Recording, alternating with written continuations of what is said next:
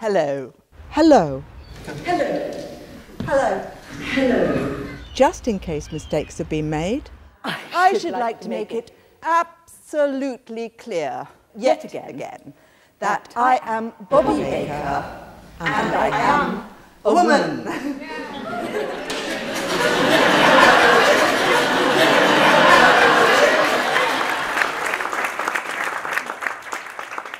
I did train as a painter, but I have absolutely no training as a dancer. But I feel compelled to put this in a dancerly fashion. So I'll do my best, okay? Whoop!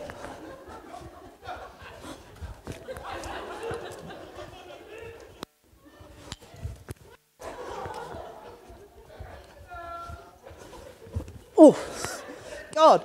I just don't know how they do it. I feel so dizzy. It's terrible. Oh no. I think when I was coming up with the food to use in Drawing on a Mother's Experience, I chose things that were very regularly in my life. And I'd been aware for quite a long time that I had this kind of almost great obsession to make preserves like chutney and pickles. And so when it was in the show, I was sort of wondering what that was about, this urge to make things. And I mean, there are many ways of looking at that. And that's what's interesting about using it as an object in an artwork. It's about finding a justification for my role, that was so undervalued as a mother and a housewife. And so I was making things that I could potentially sell. And I've always liked all the things associated with cooking, producing things, and the satisfaction of making a meal. And yet, at the same time, I'm always going, what is it about this that's so, why do I feel so driven to feed people, and why do I want to make these ridiculous little jars of this smelly kind of preserve?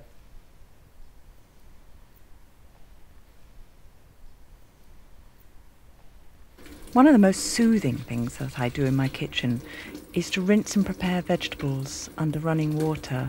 I know I shouldn't really leave the water running, especially when there's a bit of a drought on, but it's one of my luxuries, really, just to let the water run away, because I just love the feel of the water running over my hands and wrists. It's so calming and cooling. But I do try, whenever I can, to put the plug in, and then I can save the water and use it for something else later.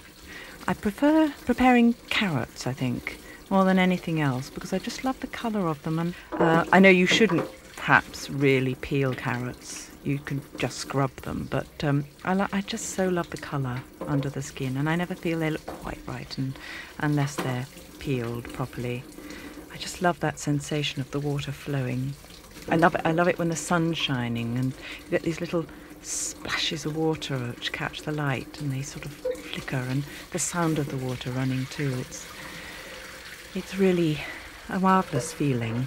What I like to do as a way of marking this is to just get as much water as I can and throw it over my face. So it's sort of, it's quite a shock, but it's a wonderful sensation. And when I'm doing things like this, I'm sort of shot through with joy, really. It sounds silly, but it's true.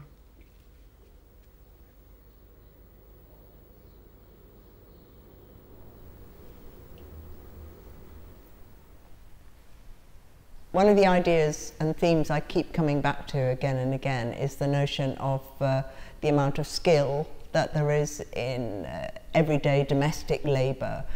But I bring it into shows I have done since I was a young woman, and now I feel a lot more authority because I am very skilled, because I've had a long life and children and grandchildren. So I'm bringing it in as a kind of commentary on skill and value, and it can come in details by making fun of it or setting it up as a grand thing, or comparing it, say, to what has more status, which might be like painting or something that is accepted in society. So it's a little twist that goes through all the time. But if I'm thinking of something like the Daily Life series, where I decided I was going to make a quintet, five shows, which was in itself a sort of commentary, making fun of the trilogies and, the importance of certain sort of works of art where people would make these very important statements. I decided I was going to make this series of 5 works of great art about everyday life. And it would be, the kitchen and the shop and going through a range of subjects. And it actually took 10 years, and there were certain stages during that 10 years where I thought, oh, I wish I hadn't had this idea.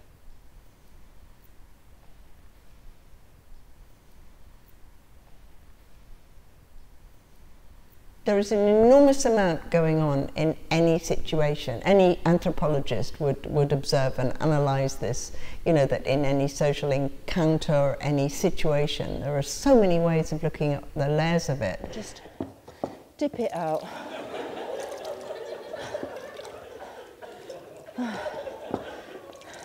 I wish you could see it up here. It looks so gorgeous.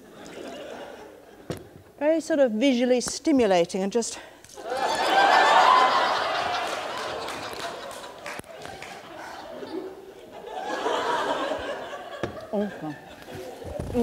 So I'm very drawn to the extremes, say, of the utter beauty or the joy in everyday life, in kind of extraordinary moments, and yet the kind of terrible undercurrent of tension and meaning. And I'm kind of quite a nosy person, so when I'm in a room, I'm picking up on how people are trying to make sense of how people are behaving and what they're thinking, and in a work of art, if I was using that, I'd sort of want people to be able to see the many layers. So the work can seem, I would like people to just engage with it, so it could just be quite funny or quite entertaining, and yet also subtly be aware of the layers and layers and layers and layers of what is going on in everyday life. And they range from utter beauty and joy to hell and horror and despair and cruelty, So that's why they come in and out all the time, because they're there. Now, Lord, should I go for the frozen fish or the tinned? What do you think?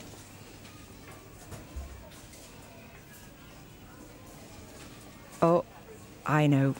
Yep, I agree. It's definitely down here with the tinned fish. Here they are. Oh, I really like the pictures. Look at all those little trap bodies in those tins. Oh, there are the shoals swimming across the boxes. Now, what sort do you want me to choose?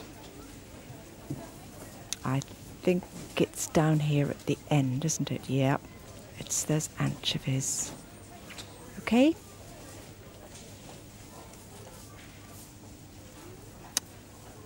Now, Lord, what do you want me to do?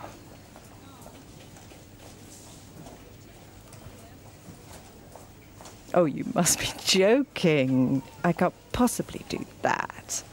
It's disgusting. Well, I can't see the point. I'm going to get into trouble. Look, I always try and do what you tell me, but surely this is going a bit far. And people are going to stare at me and laugh. Why do you ask me to do such difficult things? Please don't make me do it.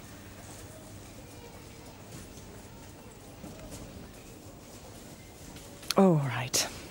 I know I've got to. Conviction is just so strong.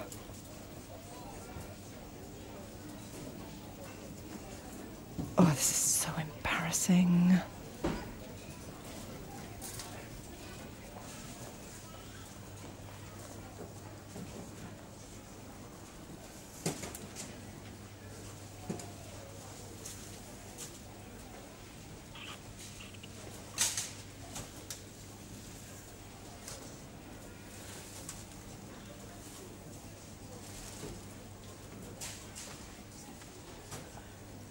Well, Lord, I hope you're going to tell me what the point of all this is.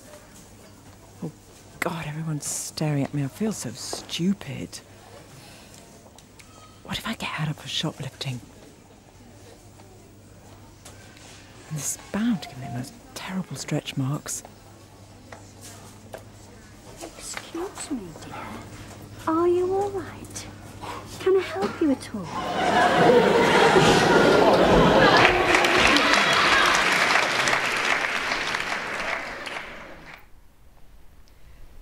So I think I've become aware that there is a sort of social construction of what the narrative is. You know, it's a received understanding of how we're supposed to view certain things to do with the daily life, about what's important and what a woman's role is. So like in childbirth, you know, it's to give birth to this child. And what I'm most interested in increasingly as I've got older and happier is constructing more clearly my own narrative. And I think the importance that we all approach this through that sort of view.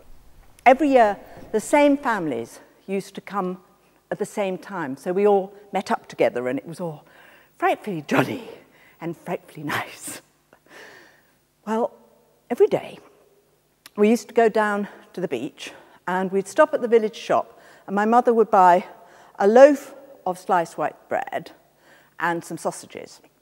Then we'd go down to the beach and we'd go swimming, or we'd play golf, and then she'd cook up the sausages on an old-fashioned camping stove, and you got a slice of white bread with a sausage on it, and then she'd put little dabs of this Coleman's mustard that my parents used to love along the sausage, and then you roll it up and eat it piping hot. It was delicious.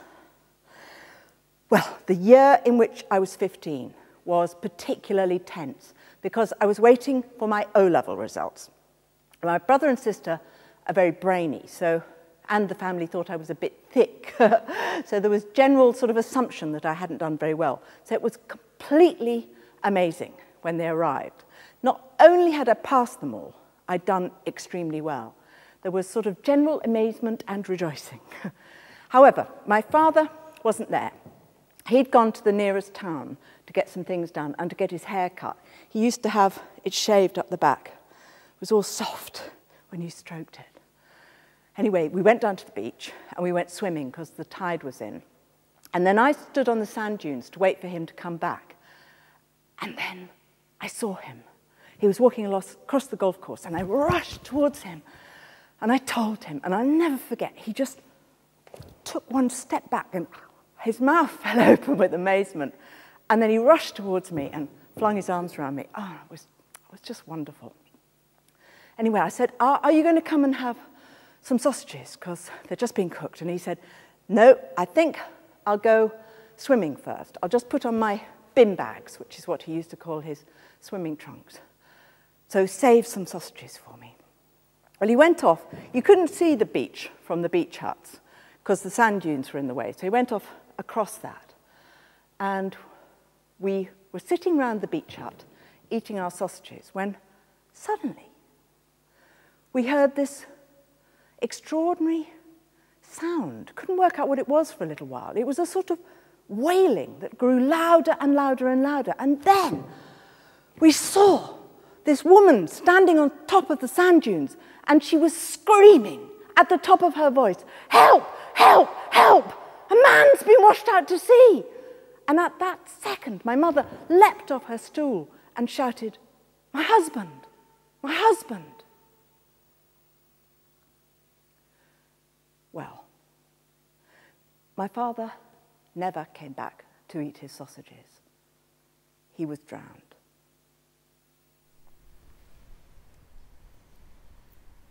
You can tell a story about something, an anecdote, and I find the more powerful it is, the more truthful and honest it is, but it's also edited. It's also kind of, it's never just sitting there and telling a whole story. There's a kind of way of telling it. So in Box Story, for instance, when it seems to be a show about misfortune that's quite funny and jolly, and then a quarter of the way through I bang this story in about my father drowning, on a family holiday when I was 16, which happened, and there's a terrible, there's a kind of cruelty also, almost, of taking this group of people who joined me on what they thought was one journey and twisting it, and yet that is what the subject, the nub of the show is. So everything after that can be a whole range of other things. So it's either referring to it or not. There's a power in that.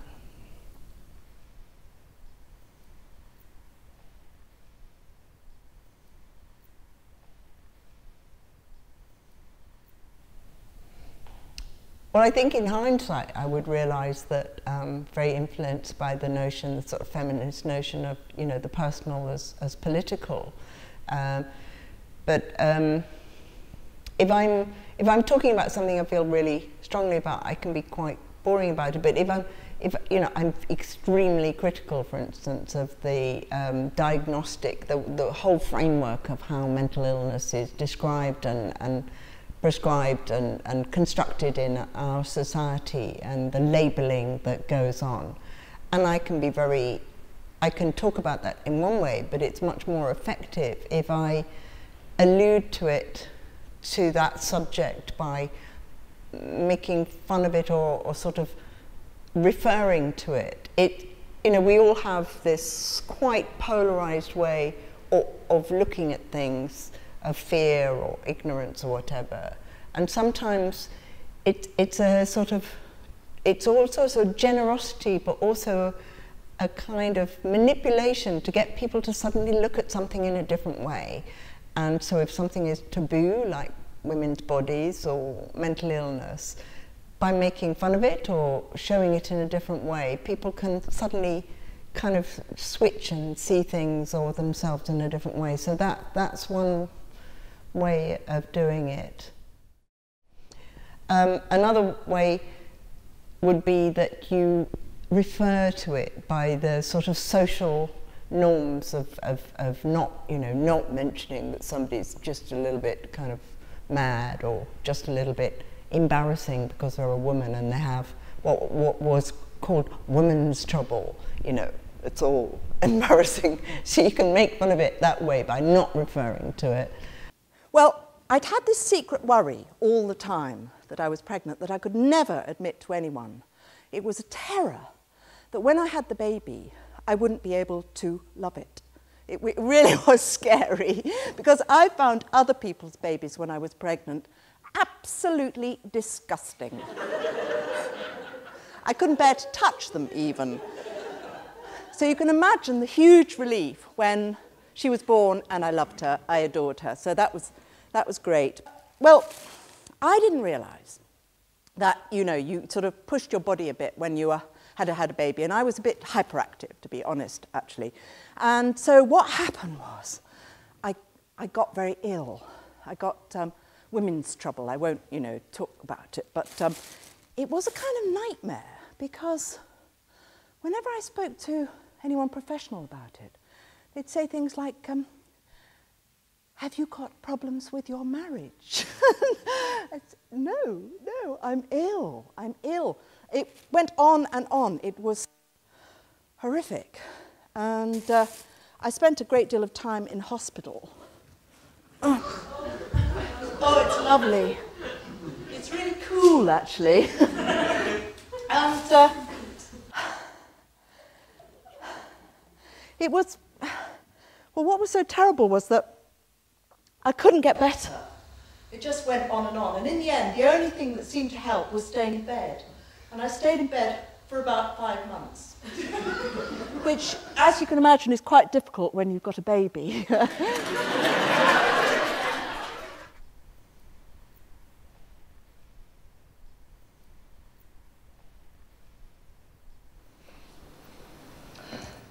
This is a wonderful skill called the I feel statement. It's very useful in all sorts of situations. Let's just think of one.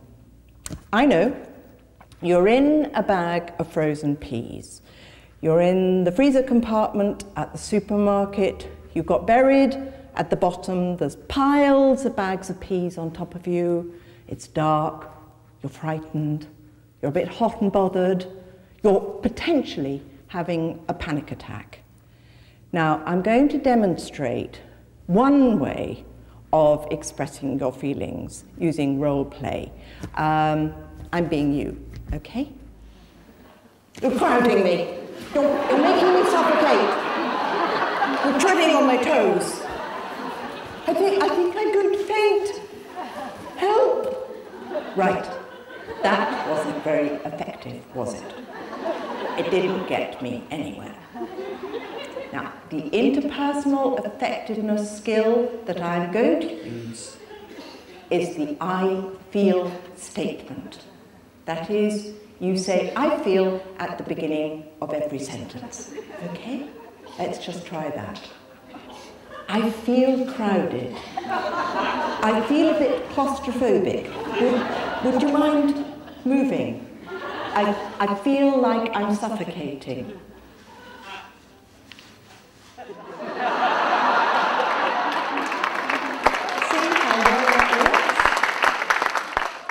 Right from the beginning, even without, I didn't want to be funny when I presented my work to people.